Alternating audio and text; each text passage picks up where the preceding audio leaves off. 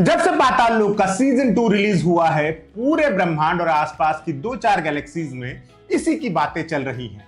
पाताल लोक में इतनी थीम्स है और उनके इंटरप्रिटेशन की इतनी असीमित संभावनाएं हैं कि इस पर अलग अलग नजरिए की बेहद यूनिक प्रतिक्रियाएं आ रही हैं। हमारे एक दोस्त हैं सोमशेखर, बेहद शानदार व्यक्ति और कमाल के लेखक। उन्होंने पाताल लोक पर उसके 3 खास सीन्स पर कुछ लिखा है। हमें इतना पसंद आया कि हम उनकी इजाजत से उस पर वीडियो बना लाए हैं। आगे का सब कुछ सोम का लिखा हुआ है। हाँ, एक जरूरी बात, अगर आपने पाताल लोक नहीं देखी है तो इस वीडियो को यहीं छोड़ दीजिए। पाताल लोक पूरी देखने के बाद ही यहाँ लौटिएगा, क्योंकि आगे भरपूर स्पॉयलर्स हैं, कई सस्पेंस उजागर हुए हैं। खैर, तो शुरू करते हैं।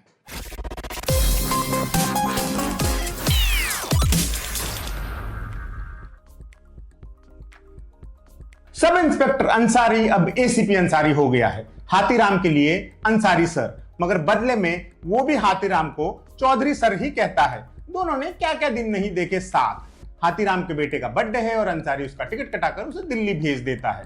ठीक एक शाम पहले ही हाथीराम को अंसारी के रिश्ते का पता चला है और अपनी तमाम रूढ़ियां सिरे लगाकर वो उसे स्वीकार भी कर लेता है।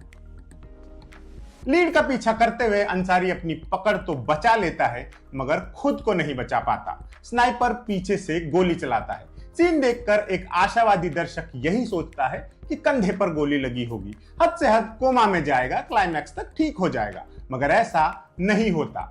रोज लिजो बच जाती है, पलटी हुई गाड़ी से निकलकर सड़क भी क्रॉस कर लेती है, मगर अंसारी की कोई सुगबुगाहट नहीं है।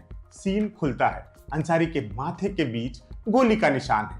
गोली दिमाग चीरकर निकल चुकी है। अंसारी खत्म। अंसारी की मौत देखकर बहुत दिन बाद हिट किया कि आदमजात का सबसे बड़ा डर मौत क्यों है। अंसारी खत्म केवल 2 शब्द नहीं है, सीरियल किलिंग है। अंसारी अकेले नहीं मरा, वो अपने लोगों के बीच से गायब हो गया, अचानक, एब्रप्टली। कल से नहीं आएगा, न वो, न उसका फोन, न उसकी कोई खबर। किसी दिन उसके यार दोस्त या परिवार वाले या घर वाले उसका गम मना ही लेंगे। वो अपना गम भी नहीं मना पाएगा। उसके आज के साथ उसका माजी और तमाम इम्कानात भी कत्ल हो गए। इम्कानात मतलब संभावनाएं। सब इंस्पेक्टर से आईपीएस बनने की संभावना, मुफलिसी से निखर कर समृद्ध हो जाने की संभावना, बड़ा होकर कुछ कर दिखाऊंगा वाली संभावना। ऐसा अमूमन नहीं होता, मगर मुमकिन है कि वो आईपीएस की नौकरी छोड़कर अलीगढ़ चला जाता, वहां जाकर ताला बनाने लग जाता, या मिर्जापुर में कालीन की दुकान खोल लेता, या वाइन टेस्टिंग में मसरूफ हो जाता, अपने प्रेमी के साथ जापान जाकर बस जाता। इन सभी इम्कानात का अब कोई मतलब नहीं रह गया।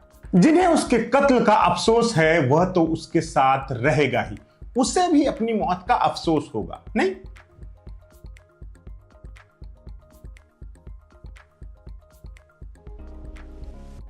अंसारी जा चुका है। हाथीराम इस खेल में गहरे धंस चुका है। उसका साथ देने वाली बस एक और है जिसे कुछ पड़ी है, मेघना बरुआ। रोज लिजो बच गई है, जो शायद इस केस की इकलौती कुंजी है। अस्पताल में भर्ती है। पुलिस को यह सावधानी रखनी है कि थॉम के समर्थक ये जानने ना पाए, मगर डैनियल ये खबर लीक कर देता है। थॉम समर्थकों को पता चल गया है कि थॉम की कथित किलर फला अस्पताल में है। सब इकट्ठे हो जाते हैं। पहले उसे बाहर से गालियां देते हैं, फिर पुलिस को कि वो उसे बचा क्यों रहे हैं। बाहर से गालियां देकर थक जाने पर आक्रोश बढ़ जाता है, इतना कि अब अंदर जाना है। रोकने में एक पुलिस वाले से गोली चल जाती है और मामला गंभीर हो जाता है। एक आदमी की हत्या से भीड़ सिस्टम से परे हो जाती है। जनता को अचानक याद आता है कि भीड़ पर कोई कानून नहीं चलता। एक कलेक्टिव साइकी जो न्याय नहीं बदला चाहती है, उन सबको एक नई ऊर्जा देती है। पुलिस और हॉस्पिटल का स्टाफ जो न्याय पर चल रहे इस सिस्टम का पुर्जा है, अपनी तरफ से कोशिश करते हैं कि रोज को बचा लिया जाए। भीड़ चैनल तोड़कर अंदर घुस जाती है। उन्हें ना पुलिस से मतलब है, ना अस्पताल के स्टाफ से। उनके सिर पर खून सवार है। एसपी बरुआ किसी तरह उसे लेकर वहां से निकलती है। अस्पताल का स्टाफ जो वहीं का लोकल है, शायद थॉम से प्रभावित भी हो, रोज को बचाने में पुलिस की मदद करता है। हाथीराम की एंट्री होती है। वह उनका रास्ता साफ करने का हर संभव प्रयास करता है। जान पर खेल कर उन्हें वहां से निकलवा देता है। फिर हाँफता हुआ असहाय पुलिस वालों के साथ एम्बुलेंस में निकल जाता है। यहाँ कोई डायलॉग नहीं है, मगर थकन में चूर हाथीराम चौधरी अंदर ही अंदर कह रहा है, हम इसीलिए ये थैंकलेस नौकरी करते हैं। ये काम हम सबसे बहुत बड़ा है। एक लड़की जिसकी वजह से मेरा दोस्त मारा गया, जो इस सारी भसड़ की जड़ है, न्याय का सिस्टम उसकी जान की कदर भी करता है ताकि इंसाफ हो।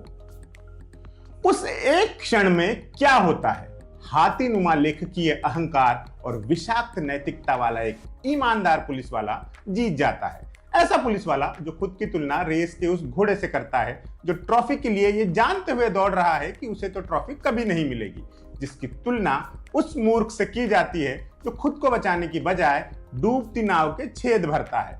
उस एक क्षण में वो खांटी पुलिसिया जीत जाता है।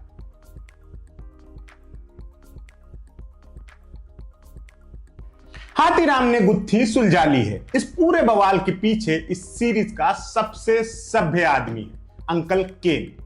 उसी ने थॉम को मारा है। उसी के इशारे पर उसके पाले हुए बेटे डैनियल ने इतनी हत्याएं की। हाथीराम अंकल केन को कन्फ्रंट करता है। बाहर सेलिब्रेशन चल रहा है कि राज्य की तरक्की के लिए होने वाली बिजनेस समिट संपन्न हुई है। थॉम की गैर मौजूदगी में इसका श्रेय अंकल केन के सिर ही है। और अंकल केन क्या है?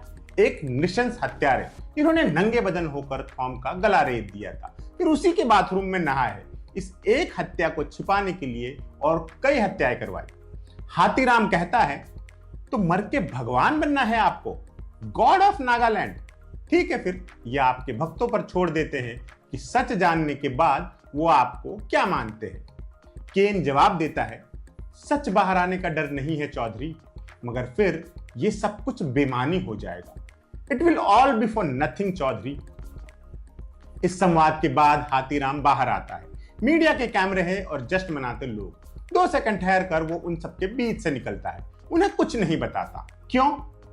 नागालैंड का इतिहास दशकों के विद्रोह और स्वराज के संघर्षों से पटा पड़ा है। भारत की स्वतंत्रता के बाद से ही नागा नेताओं ने संप्रभुता की मांग की है, जो अक्सर दिल्ली की केंद्रीय अथॉरिटी के साथ टकराती रही। कितने फ्रेमवर्क, कितने शांति समझौतों के बावजूद बहुत खून बहा। इसका सिंगल पॉइंट सोल्यूशन क्या है पता नहीं। हाथीराम चौधरी को भी नहीं पता। एक पूंजीवादी सोल्यूशन यह है कि विकास हो, इंफ्रा पर काम हो, नौकरियां और मौके बढ़े तो ये खून बहना बंद हो सकता है। मगर इसे पाने के लिए भी कई लोगों का खून बहा है, हाथीराम के अपनों का भी। गालिबन इसी कश्मकश में वो एक सत्य के ऊपर दूसरे को चुनता है, कायदे के ऊपर संभावना को। पाताल लोक के परमानेंट निवासी का ये एक छोटा सा प्रयास है, समूची व्यवस्था को ही पाताल लोक में गर्क होने से बचाने का।